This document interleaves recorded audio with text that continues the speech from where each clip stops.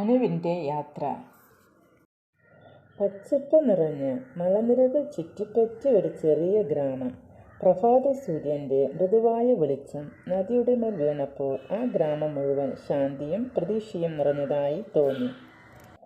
ആ ഗ്രാമത്തിലാണ് അനു എന്ന പെൺകുട്ടി താമസിച്ചിരുന്നത്. അനു ഒരു സാധാരണ പെൺകുട്ടി. കറുത്ത നീളം കൂടിയ മുടി, ലളിതമായ വേഷം, ശാന്തമായ സ്വഭാവമുള്ള ഒരു വിദ്യാർത്ഥിനി. അനുവിന് മുത്തശ്ശി മാത്രമേ ഉള്ളൂ. എല്ലാ ദിവസവും രാവിലെ ബാഗും ചുമന്ന് അവൾ സ്കൂളിലേക്ക് നടക്കും.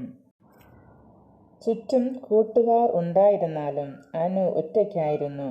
ക്ലാസ് മുറിയിൽ അവൾ എപ്പോഴും പിന്നിലെ ബെഞ്ചിൽ നോട്ട്ബുക്കിലേക്ക് കണ്ണും താഴ്ത്തി ഇരിക്കുമായിരുന്നു. ആരും ശ്രദ്ധിക്കാത്ത ഒരു നിശബ്ദ സാന്നിധ്യം.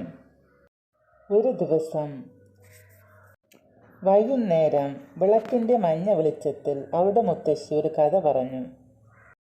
ഈ ചെറിയ വിളക്കിന് ഇരുട്ടിനെ കീഴടക്കാൻ കഴിയുമെങ്കിൽ ഒരു ചെറിയ പെൺകുട്ടിക്കും തൻ്റെ ഭയങ്ങളെ ജയിക്കാൻ കഴിയും. ആ വാക്കുകൾ അനുവിൻ്റെ ഹൃദയത്തിൽ പതിഞ്ഞു. അടുത്ത ദിവസം സ്കൂളിൽ ഒരു മത്സരത്തെക്കുറിച്ചുള്ള പ്രഖ്യാപനം ഉണ്ടായി. എല്ലാവരും ഭയങ്കര സന്തോഷത്തിലായിരുന്നു. എന്നാൽ അനുവിൻ്റെ ഉള്ളിൽ പ്രതീക്ഷയും ഭയവും ഒരുമിച്ചുണർന്നു.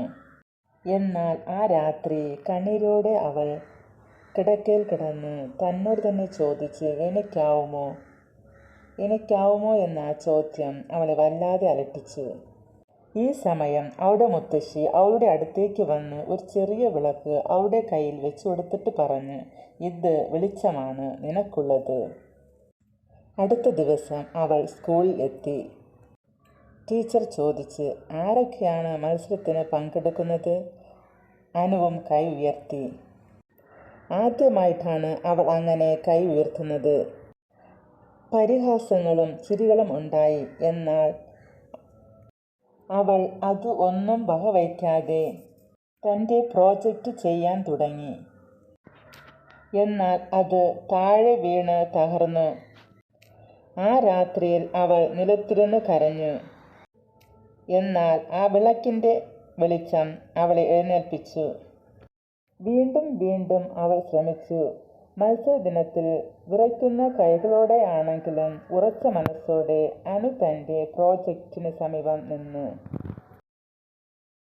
റിസൾട്ട് വന്നപ്പോൾ അനുവിന് 2ാം സ്ഥാനം. അവളുടെ കണ്ണുകളിൽ സന്തോഷ കണ്ണീർ, മുത്തശ്ശിയുടെ മുഖത്ത് അഭിമാനത്തിൻ്റെ പുഞ്ചിരി.